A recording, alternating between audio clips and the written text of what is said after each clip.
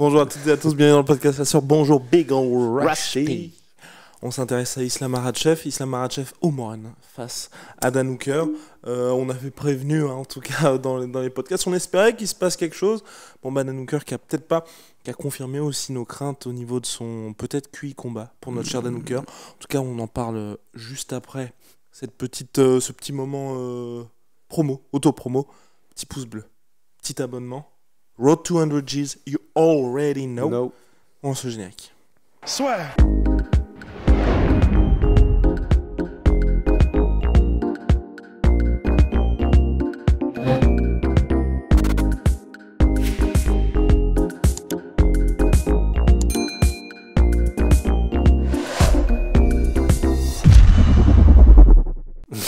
Alors du coup, Islam Makhachev qui pouvait compter vraiment dans son corner sur Hashbullah et Khabib Nurmagomedov, vous pouvez le voir là ici. Oh là là, The little boy. Quel team magnifique. En tout cas, oula, on commence à regarder les mecs hyper mal. Non, je suis en train de penser à autre chose.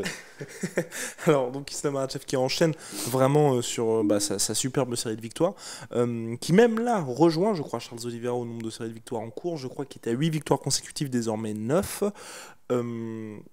Donc voilà, il s'est imposé par soumission au premier round, par Kimura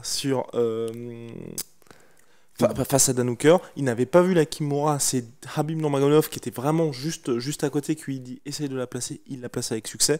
Voilà, et on peut quand même pointer du doigt l'erreur de Dan Hooker. Si on parle du low kick interne, en fait, quand on parle de QI de combat de Dan Hooker, en fait, c'est vrai que on dit qu'on avait eu des craintes parce que le combat contre Michael Chandler, on se demandait vraiment si c'était la bonne approche. Alors, du haut de notre podcast La Sueur, donc on n'est pas YouTube Berman. Et de ta carrière quand même de combattant de très haut niveau. Ah bah ça, voilà. Ouais. Donc bon, mais effectivement, en fait, on se posait juste la question de pourquoi est-ce qu'il a, contre Michael Chandler, par exemple, il a circle to the right. Pourquoi est-ce qu'il a fait des mouvements latéraux en reculant contre la cage dans un seul sens, sans mise direction, genre droite gauche pour essayer de mettre Chandler dans le vent et puis ressortir et puis donc il a tourné autour de la cage sans vraiment changer de rythme ou de faire quelque chose qui aurait pu donner autre chose à Michael Chandler et peut-être le faire penser, le surstimuler d'informations comme il fait quand il fait des feintes, quand c'est juste l'un contre l'autre, tu vois, genre contre poids ou quoi. Il y a des décisions comme ça, et donc il s'est fait choper contre Michael Chandler, et il y a des décisions comme ça, on se demande mais pourquoi? Et celle-là, bon, c'était peut-être que repousser l'échéance, mais là le takedown il part d'une tentative de low kick interne de Dan Hooker.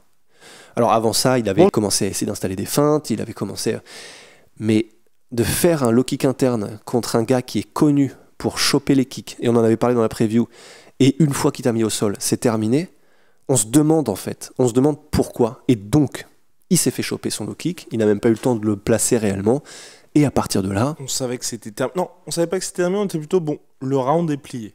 Voilà, c'est ça, ouais. Dans notre tête, c'était bon, déjà il a perdu le round, maintenant qu'est-ce qui se passe ?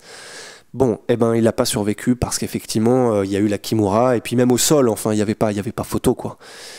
Mais bon, c'est ça qui est un peu dur, c'est que du coup, une fois au sol, bon, on peut rien apprendre. Parce qu'une fois au sol, de toute façon, Dan Hooker, c'est un combattant de MMA d'élite, mais il n'est pas connu pour son jeu au sol. Donc, on n'avait aucun doute que ça allait être un boulevard. C'est juste décevant parce qu'on ne peut pas non plus en apprendre beaucoup debout. Parce que il y a eu cette erreur de Dan Hooker et qui a parfaitement utilisé Islam Makhachev, mais du coup en fait ce qui fait que dans ce combat au global on peut pas en tirer beaucoup de leçons, à part sur le fait qu'il est très efficace. Et c'est pour ça que c'est un peu décevant, c'est pour ça que bon, au-delà du fait que c'était un short notice et que c'était censé être Rafael dos Anjos à la base, bon, ça fait un nom accroché au palmarès, une belle soumission, impressionnant, mais c'est vrai que du coup on en est presque en mode on va attendre le prochain contender qui sera matché en fonction de ce qu'il peut lui apporter comme opposition, quoi. Il était 5e avant le combat, il se dit prêt désormais pour le title shot. Rust, qu'est-ce que tu en penses? Moi j'ai vraiment envie quand même un combat supplémentaire, parce que là on va pas se mentir.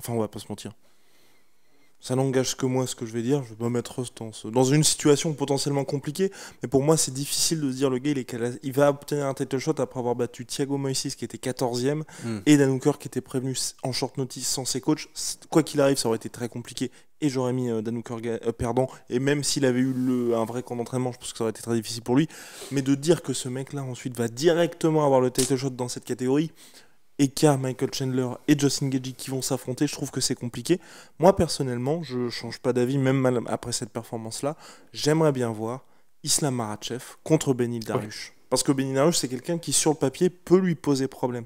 Alors que, honnêtement, Gaethje et Chandler, je pense que c'est très compliqué pour eux.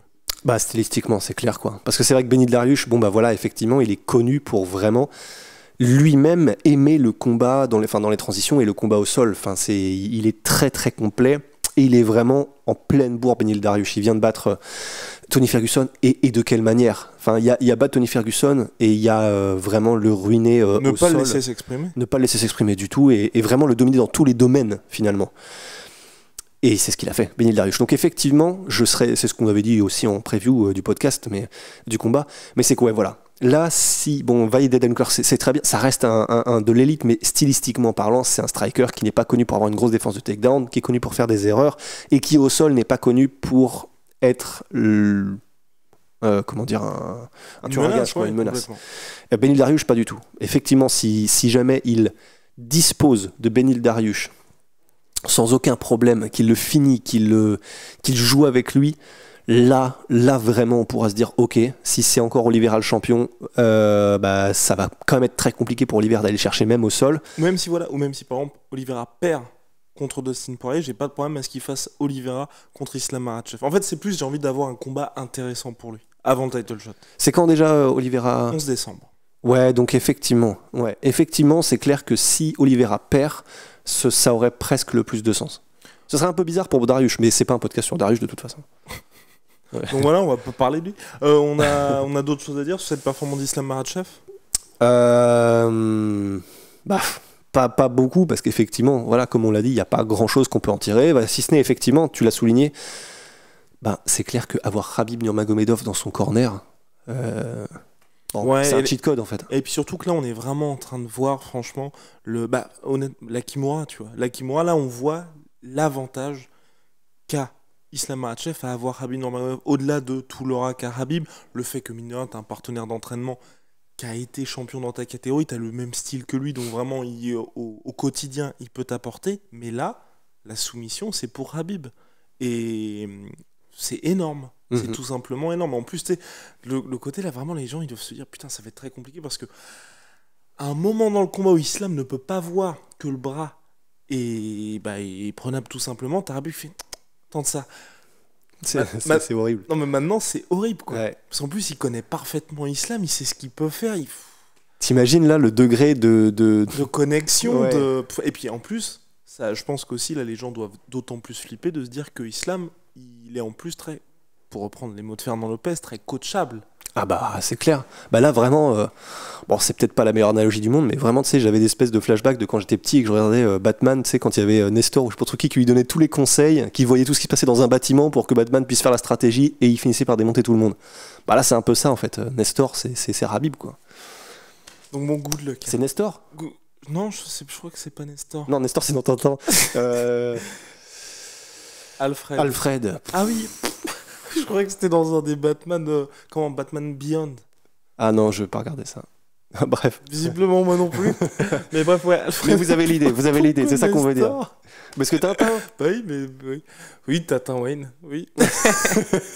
Enfin bref, du coup, très belle performance de l'Islam Makhachev.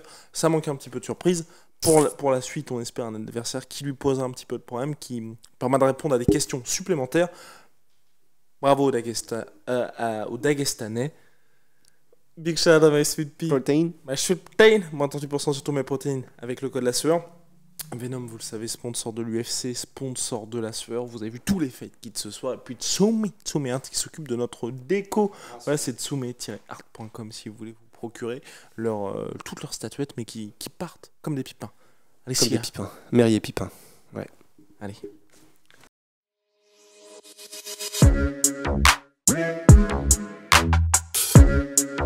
Yeah.